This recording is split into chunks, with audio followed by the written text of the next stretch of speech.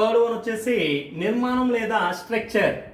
Polymer యొక్క నిర్మాణం లేదా స్ట్రక్చర్ను ఉపయోగించి మనం ఏ విధంగా లేదా ఎన్ని రకాలుగా వర్గీకరించమో చూద్దాం. అంటే పాలిమర్లను వాటి నిర్మాణం లేదా స్ట్రక్చర్ను ఉపయోగించి మళ్ళీ 3 టైప్స్ కింద డివైడ్ చేయడం జరిగింది. ఆ 3 టైప్స్ ఏంటంటే అందులో ఫస్ట్ వన్ వచ్చేసి రేఖీయ పాలిమర్లు. ఫస్ట్ వన్ ఏంటమ్మా? రేఖీయ పాలిమర్స్. దీన్నే మనం ఇంగ్లీష్లో ఏమంటామంటే లీనియర్ పాలిమర్స్ అంటాం. సెకండ్ వన్ వచ్చేసి ఇంకా second one Telugu medium English medium ఒకేలా ఉంటాయి. దీని మామూలు తెలుగులో రాయండి, అంతకుమించి ఏం కాదు. బ్రాంచ్డ్ పాలిమర్లు. మూడవది వచ్చేసి అదే సి వచ్చేసి క్రాస్ లింక్డ్. అంటే తెలుగులో పదాలు అంత బాగా ఉండవు, అందువల్ల ఇంకా దీన్ని ఇంగ్లీష్లోనే మీరు చదువుకోవడం చేయండి. తెలుగు మీడియం అయినా ఇంగ్లీష్ మీడియం అయితే అలాగా ఇంగ్లీష్ మీడియంలో చదువుకుంటాం కానీ. అంటే ఫస్ట్ ఏంటి? రేఖీయ పాలిమర్, దీన్ని లీనియర్ పాలిమర్స్ అంటాం. రెండోది ఏంటమ్మా? Branched polymers. థర్డ్ వన్ వచ్చేసి cross linked polymers. Based on structure, the polymers are further classified into 3 types. They are linear polymers, branched polymers, cross-linked polymers. అంటే పాలిమర్ల నిర్మాణం ఆధారంగా మనం పాలిమర్లు 3 రకాలుగా వర్గీకరించాము.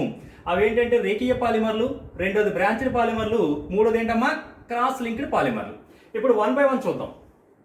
రేఖీయ పాలిమర్లు అంటే ఏం లేదమ్మా, మనం తీసుకున్న పాలిమర్ తీసుకుంటే అందులో మోనోమర్లు అనేది ఒక పెద్ద శృంఖలంగా అంటే పెద్ద చైన్ కలిగి ఉంటే దాన్ని ఏమంటాం? రేఖీయ పాలిమర్లు అంటాము. అంటే ఎలాగట ఒకసారి చూడండి.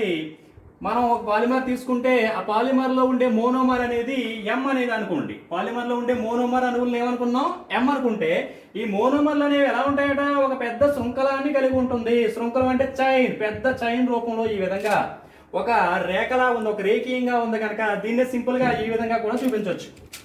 సింపుల్గా అంటే రేఖీ పాలిమర్లు అంటే ఏంటమ్మా? పాలిమర్లో ఉండే మోనోమర్లు ఒక పెద్ద గొలుసును కలిగి ఉంటే లేదా ఒక చైన్ కలిగి ఉంటే దాన్ని ఏమంటాం? రేఖీయ పాలిమర్లు అంటాం. నెక్స్ట్ రెండోది బ్రాంచ్డ్ పాలిమర్ అంటే ఏంటంటే ఇప్పుడు మనం తీసుకున్న పాలిమర్ అనేది ఒక పెద్ద శృంఖలాన్ని కలిగి ఉంటుంది. అదేవిధంగా దాంట్లో కొన్ని బ్రాంచెస్ అంటే కొమ్మలు కూడా ఉంటాయట. దాంట్లో ఏముంటాయి? కొన్ని మోనోమర్లు మళ్ళీ కొమ్మల రూపంలో ఉంటాయి. కొమ్మల రూపంలో అంటే ఈ విధంగా పైకి చూడండి, అలా లేదంటే ఈ విధంగా కొన్ని మోనోమర్లు ఇలా కిందకి. అంటే ఒక మెయిన్ చైన్ ఉంటుంది, మెయిన్ చైన్తో పాటు శాఖలు లేదా కొమ్మలు ఉంటాయి. అంటే దాన్ని సింపుల్గా ఎలా చెప్తాం? ఈ విధంగా చూపిస్తాం అనమాట ఇలాగ. అలాగే మూడోది చూడండి, క్రాస్ లింక్డ్. అంటే క్రాస్ లింక్డ్ అంటే పాలిమర్లో ఉండే పాలిమర్ చైన్లు అనేవి ఒకదానికొకటి శాఖల ద్వారా అంటే బ్రాంచెస్ ద్వారా బంధించబడి ఉంటే, చూడండి, బ్రాంచెస్ ద్వారా బంధించబడి ఉంటే అలాంటి పాలిమర్లను ఏమంటామంటే మనము క్రాస్ లింక్డ్ పాలిమర్స్ అంటాం. అంటే ఎలాగట? పాలిమర్లో ఉండే మెయిన్ చైన్స్ అంటే పాలిమర్లో ఉండే మోనోమర్లు ఎం అనుకున్నాం కనుక ఈ విధంగా మెయిన్ చైన్ అనేది ఇది అనుకుంటే ప్రధానంగా ఉండే శృంఖలం అనమాట. ఈ విధంగా మెయిన్ చైన్స్ ఉన్నాయి కదా, ఈ మెయిన్ చైన్స్ అనేవి మళ్ళీ ఇవి ఏం చేస్తాయి? ఈ విధంగా బ్రాంచెస్ శాఖలు అంటాం. ఈ బ్రాంచెస్ ద్వారా ఈ విధంగా కలపబడి ఉంటాయి. అలా ఉంటే దాన్ని క్రాస్ లింక్డ్ అంటే ఇంకా మెయిన్ చైన్ ఈ విధంగా మధ్యలో బ్రాంచెస్ అనేవి కలిపి ఉంటాయి కనుక క్రాస్ లింక్డ్ పాలిమర్స్ అంటాం. దీన్ని తెలుగులో అస్తావ్యస్త నిర్మాణం అంటాం. అందువల్ల దాన్నే ఇంకా ఇంగ్లీషు తెలుగు ఒకేలాగా పలకండి, క్రాస్ లింక్డ్ అంటాం. అదవుతుంది. దీన్ని మనం సింపుల్గా చూపించడానికి ఇది ఒక మెయిన్ చైన్ అనుకుంటే దీంట్లో ఉండే ఈ విధంగా బ్రాంచెస్ అనేవి ఈ విధంగా లాగా కలిసి ఉన్నట్టుగా మనం ఈజీగా చూపించవచ్చు అనమాట. ఎమ్మలు చూపించకుండా మనం లైన్స్ రూపంలో చూపించడానికి ఇలా కూడా చూపించవచ్చు. అదవుతుంది. దీనికి ప్రతిదానికి ఒక ఎగ్జాంపుల్ కూడా మనం చెప్పుకోవచ్చు. ఫస్ట్ దానికైతే లీనియర్ అన్నాం కనుక పాలిథిన్, రెండోదేమో పీవీసీ, మూడోదేమో బ్యాక్లైట్, ఇలాంటి ఒక్కోదానికి ఒక ఎగ్జాంపుల్ కూడా ఇచ్చుకోవచ్చు. అంటే మళ్ళీ ఒక్కసారి చూడండి అమ్మా.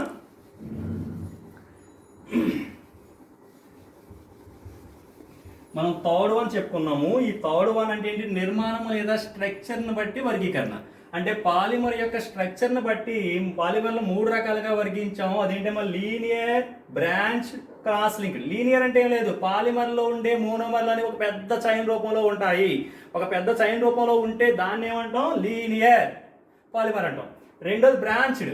బ్రాంచ్డ్ అంటే ఏంటి, పాలిమర్లో ఉండే మోనోమర్లు అనే ఒక చైన్ ఉంటుంది, ఆ చైన్తో పాటు కొమ్మలు పైన కింద కొమ్మలుగా అంటే శాఖలు కూడా ఉంటాయి, అంటే బ్రాంచెస్ కూడా ఉంటాయి, అందువల్ల దీన్ని ఏమన్నా బ్రాంచ్డ్ పాలిమర్స్ అన్నాం. మూడోది ఏంటి, క్రాస్ లింక్డ్. పాలిమర్లో ఉండే మెయిన్ చైన్ ఏవైతే ఉన్నాయో ఆ చైన్లు అనేవి మళ్ళీ ఆ రెండు మూడు చైన్లు అనేవి ఏం చేస్తాయంటే బ్రాంచ్ల ద్వారా అవి కలపబడి ఉంటాయి. ఆ విధంగా ఉండడాన్ని క్రాస్ లింక్డ్ పాలిమర్స్ అంటారు. ఇక్కడ మూడోదైంది. ఇంకా ఇప్పుడు నాలుగో వర్గీకరణ లేదా ఫోర్త్ క్లాసిఫికేషన్ చూద్దాం. ఫోర్త్ క్లాసిఫికేషన్ వచ్చేసి ఏంటమ్మా, థర్మల్ ప్రాపర్టీ.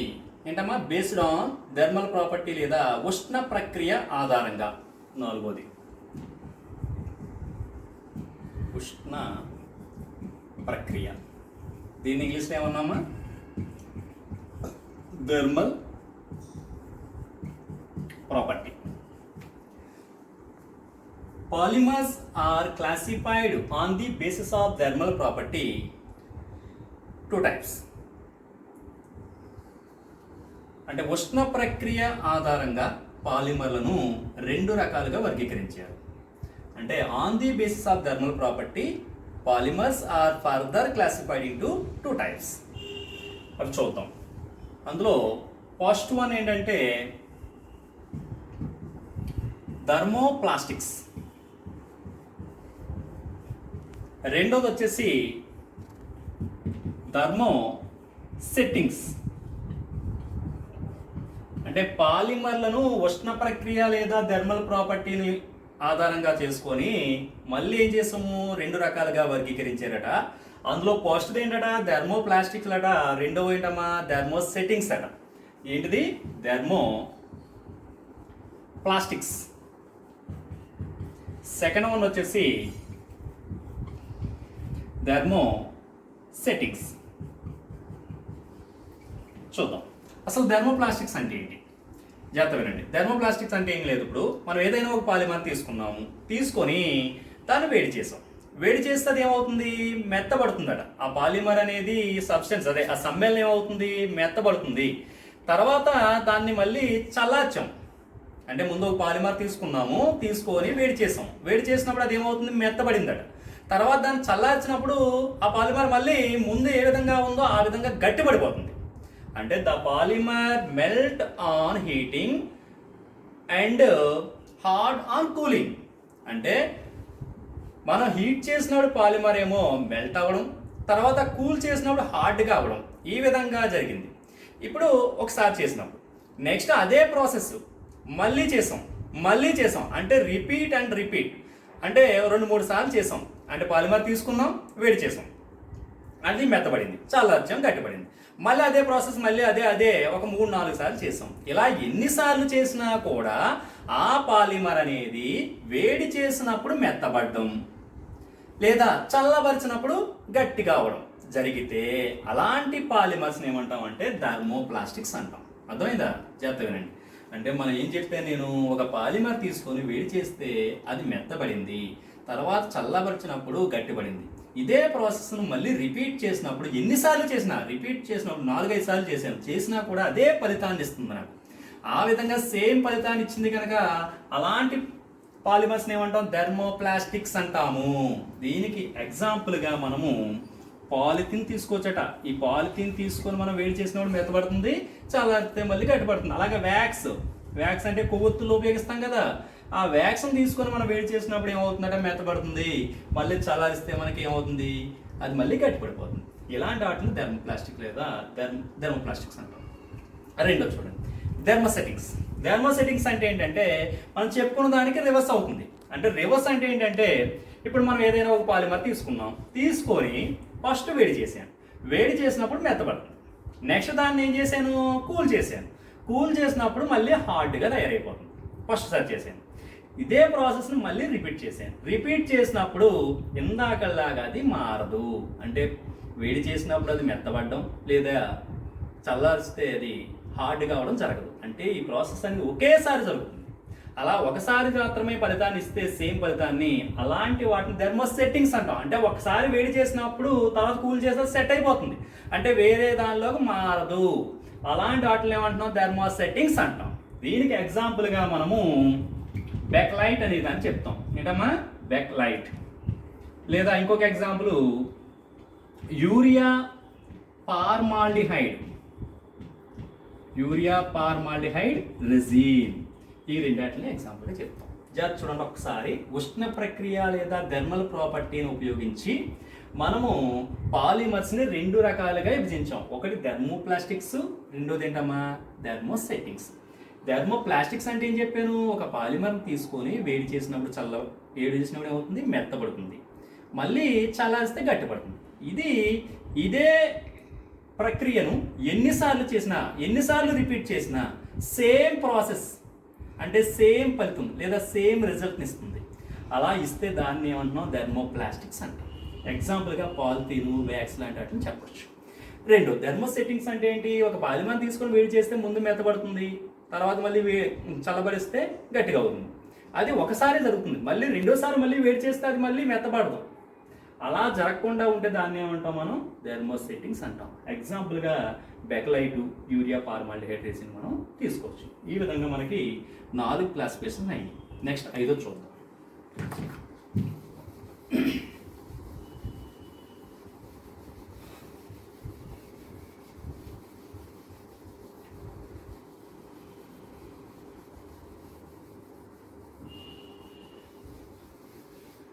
నెక్స్ట్ 5వ వర్గీకరణ తీసుకుంటే గనక మనం అనువర్తనాలు లేదా దీన్ని ఇంగ్లీష్లో ఏమంటున్నామా? అప్లికేషన్స్. పాలిమర్లని అనువర్తనాలు అంటే ఉపయోగాలను కూడా అంటాం.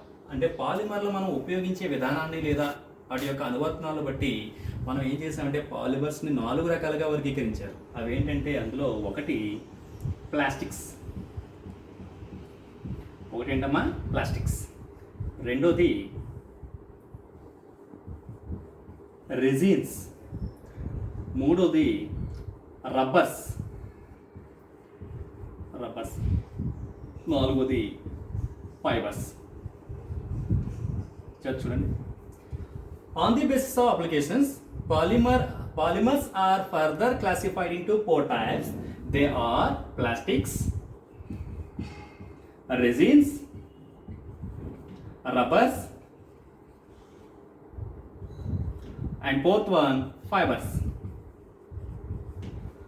ప్లాస్టిక్స్ అంటే ఏం లేదు, గట్టిదనాన్ని కలిగి ఉండి ఏ పాలిమర్లు అయితే గట్టిదనాన్ని కలిగి ఉంటాయో అలాగే మనకు కావలసిన రీతిలో మనం తయారు చేసుకోవడానికి అంటే మౌల్డ్ చేయడానికి వీలుగా ఉండే పాలిమర్లు ఏవైతే ఉంటాయో వాటినే ప్లాస్టిక్స్ అంటాము.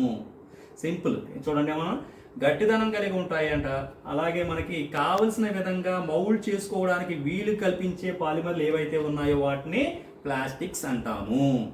దీనికి ఎగ్జాంపుల్గా పాలిథీన్, పీవీసీ లాంటి వాటిని చెప్పొచ్చు. నెక్స్ట్ రెజిన్స్ అంటే ఏంటన్నమాట? ద్రవ రూపంలో ఉండే పాలిమర్లు. ఏంటమ్మా? ద్రవ రూపంలో ఉండే పాలిమర్లను మనం ఏమంటాం? రెజిన్స్ అంటాము. వీటిని అడెసివ్ అంటే ఏంటి? జిగురు అంటే గమ్ములు అంటాం కదా, గమ్ములుగా వాడడానికి ఉపయోగించే పాలిమర్లని మనం ఏమంటాం? రెజిన్స్ అంటాం. ఎగ్జాంపుల్ పాలీప్రొపిలీన్ తీసుకోవచ్చు. ఎగ్జాంపుల్ ఏంటమ్మా? పాలీప్రొపిలీన్ తీసుకోవచ్చు. Next rubber. ఎలాస్టిసిటీ ప్రాపర్టీ అంటే సాగే గుణం. ఏంటమ్మా? సాగే గుణం దేనికైతే కలిగి ఉంటుందో ఆ పాలిమర్స్ను రబ్బర్స్ అంటాము. ఈ రబ్బర్స్కి ఎగ్జాంపుల్గా మనకి సహజ రబ్బర్ని, అలా అంటే న్యాచురల్ రబ్బర్ని, అలాగే సింథటిక్ రబ్బర్ని చెప్పొచ్చు. ఓకే. Next fibres. అంటే ఫైబర్స్ అంటే ఏంటంటే వస్త్ర పరిశ్రమల్లో ఉపయోగించే పాలిమర్లను, లేదంటే గాజు అంటే గ్లాస్కి మనం ప్రత్యామ్నాయంగా అంటే గ్లాసు వాడే బదులుగా మనం దేన్నైతే ఉపయోగించగలమో వాటిని ఏమంటాం? ఫైబర్స్ అంటాం. అంటే మన కళ్ళజోళ్ళు వాడుతున్నాం, ఆ కళ్ళజోళ్ళు గ్లాస్ బదులు ఫైబర్స్ వాడుతున్నారు ఇప్పుడు. అంటే సేమ్ గ్లాస్ లాగే ఉంటుంది కానీ అది ప్లాస్టిక్ తయారు చేసింది అనమాట, పాలిమర్తో తయారు చేసింది. దానికి ఎగ్జాంపుల్గా టెర్లిన్, నైలాన్ యూజ్ చేస్తాం. ఎగ్జాంపుల్ ఏంటమ్మా? టెర్లిన్, నైలాన్. అంటే మరొకసారి చూడండి, 5th క్లాసిఫికేషన్ అంటే ఏంటి?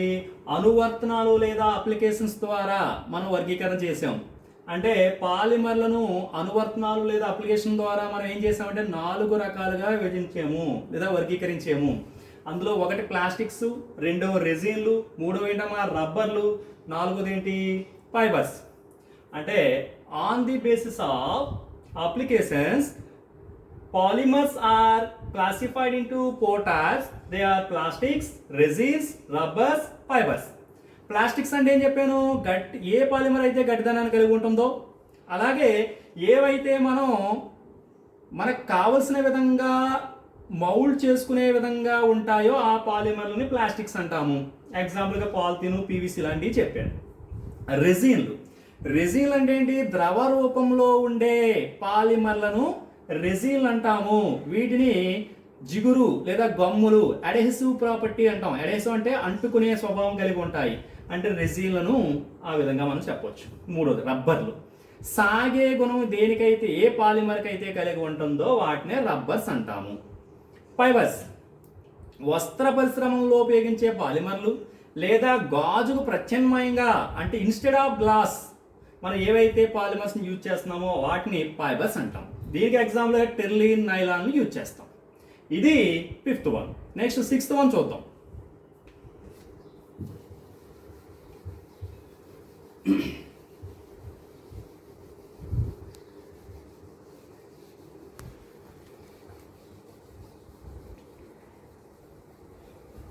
నెక్స్ట్ 6th వన్ చూస్తే కనుక మనం తయారీ పద్ధతి ఏంటమ్మా, తయారీ పద్ధతి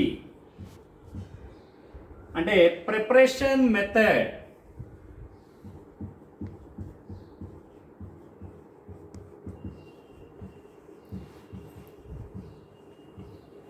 తయారీ పద్ధతిని ఉపయోగించి మనం పాలిమర్లు మళ్ళీ 2 రకాలుగా వర్గీకరించాము.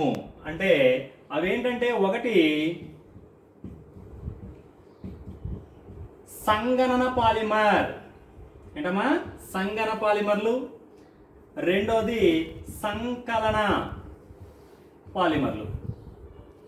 ఒకసారి చూడండి ఏమంటున్నాను, తయారీ పద్ధతులను ఉపయోగించి పాలిమర్లు 2 రకాలుగా విభజించాము. ఒకటి సంగణన పాలిమర్లు, రెండోది ఏంటమ్మా సంకలన పాలిమర్లు.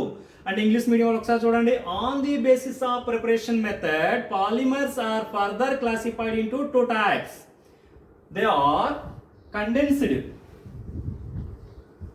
పాలిమర్స్, సెకండ్ వన్ వచ్చేసి addition polymers. On the basis of preparation method polymers are further classified into 2 types. They are condensed polymers, addition polymers.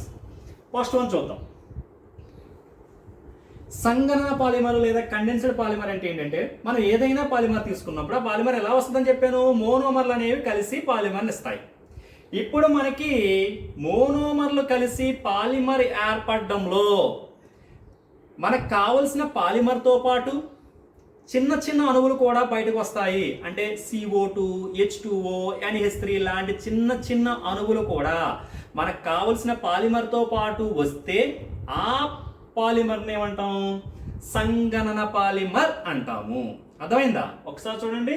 Condensed లేదా సంగణన పాలిమర్ అంటే ఏమన్నాను నేను, మనకి పాలిమర్ ఏర్పడాలంటే మోనోమర్లు కలవాలి. మోనోమర్లు ఒకదాంతో ఒకటి కలిసి మనకి పాలిమర్ ఇస్తుందని తెలుసు. ఇప్పుడు ఈ మోనోమర్లు అన్నీ కలిసి పాలిమర్ ఏర్పరిచే విధానంలో పాలిమర్తో పాటు మనకి ఏమొస్తుందని చెప్తున్నాను, అనేక చిన్న చిన్న అణువులు అంటే ఏంటి, CO2, H2O, NO2 లాంటి చిన్న చిన్న అణువు కూడా బై ప్రొడక్ట్ కింద వస్తే అలాంటి పాలిమర్ని ఏమంటాం మనము, సంగణన పాలిమర్ అంటాము. దీనికి ఎగ్జాంపుల్గా పాలిఎస్టర్, పాలిస్టర్ అని సింపుల్గా అంటాం. అది ఏంటి, పాలిఎస్టర్. పాలిఎస్టర్ ఏర్పడే విధానాన్ని మనం దీనికి ఎగ్జాంపుల్గా చెప్పొచ్చు. అక్కడ పాలిఎస్టర్ ఏర్పడే విధానంలో ఏమవుతుందంటే H2O అనేది మనకి పాలిఎస్టర్తో పాటు ఏర్పడుతుంది. అందువల్ల ఇది ఏమవుతుంది, సంగణన పాలిమర్ అవుతుంది. ఓకే, నెక్స్ట్ రెండోది ఏంటంట, సంకలన పాలిమర్. ఇందాక దానికి దీనికి చిన్న తేడా ఉందంటే, అంటే పాలిమర్ ఏర్పడడం అనేది మనం ఏం చెప్తున్నాము, మోనోమర్లు కలిసి పాలిమర్ ఇస్తాయన్నాం. ఇప్పుడు మోనోమర్లు అన్నీ కలిసి పాలిమర్ ఏర్పడడంలో ఎటువంటి అణువులు రాకుండా కేవలం పాలిమర్ మాత్రమే వస్తే దాన్ని సంకలన పాలిమర్ అంటాం. ఏంటి, పాలిమర్లో మోనోమర్లు 2 కలిసిపోయి పాలిమర్ వచ్చేసింది, 2 కలిసి ఇది వచ్చింది కానీ సంకలన పాలిమర్ అంటాం. అందులో ఇంకా ఎటువంటి చిన్న అణువులు కూడా రావు. దీన్ని ఏమన్నామా, ఎడిషన్ పాలిమర్ అంటాం. అంటే ఇక్కడ కండెన్స్డ్ పాలిమర్లో ఏమవుతుందన్నమాట, మోనోమర్ల నుండి పాలిమర్ ఏర్పడడంలో ఎలిమినేషన్ జరుగుతుంది. ఎలాంటి మాలిక్యూల్స్? CO2, H2O, NO2 లాంటి మాలిక్యూల్ ఎలిమినేషన్ జరుగుతుంది కనుక దీన్ని కండెన్స్డ్ అంటాం. Without elimination of CO2, NO2, H2O like small molecules elimination జరగకుండా జరుగుతుంది కనుక దీన్ని ఏమంటాం? ఎడిషన్ అంటాం. అర్థమైనట్టేనా? దీనికి ఎగ్జాంపుల్గా ఇథిలీన్ అనేది పాలిథీన్గా ఏర్పడడం చెప్పొచ్చు. అర్థమవుతుందా? అంటే ఒక్కసారి చూడండి, తయారీ పద్ధతి లేదా ప్రిపరేషన్ మెథడ్ని బట్టి మనం పాలిమర్స్ని 2 రకాలుగా వర్గీకరించాము. ఫస్ట్ మెథడ్ వచ్చేసి ఫస్ట్ టైప్ వచ్చేసి సంగన పాలిమరు, రెండోది వచ్చి సంకలన పాలిమరు. సంగలనం అంటే ఏం చెప్పాను? మోనోమర్ల నుండి పాలిమర్ ఏర్పడడంలో చిన్న చిన్న అణువులు కూడా కోల్పోతే, అంటే CO2, NO2 లాంటి అణువులను బయటకు పంపిస్తే అలాంటి పాలిమర్ని ఏమంటాం? సంగన పాలిమర్ అంటాం. అలా కాకుండా పాలిమర్ ఏర్పడడంలో ఉండే మోనోమర్లు పాల్గొన్నప్పుడు ఎటువంటి అణువులు పోకుండా కేవలం పాలిమర్ ఏర్పడితే సంకలన పాలిమర్ అంటాం. ఇది 6th మెథడ్. లాస్ట్ వన్ చూద్దాం.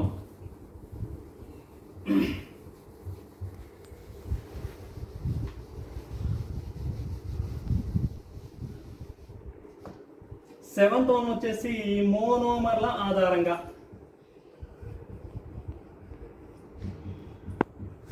Based on monomers.